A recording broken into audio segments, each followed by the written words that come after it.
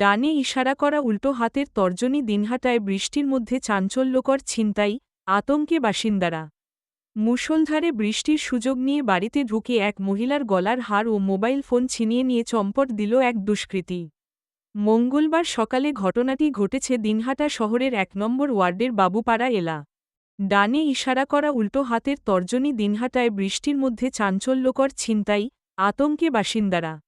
মুষলধারে বৃষ্টির সুযোগ নিয়ে বাড়িতে ঢুকে এক মহিলার গলার হার ও মোবাইল ফোন ছিনিয়ে নিয়ে চম্পট দিল এক দুষ্কৃতী। মঙ্গলবার সকালে ঘটনাটি ঘটেছে দিনহাটা শহরের ১ নম্বর ওয়ার্ডের বাবুপাড়া এলা।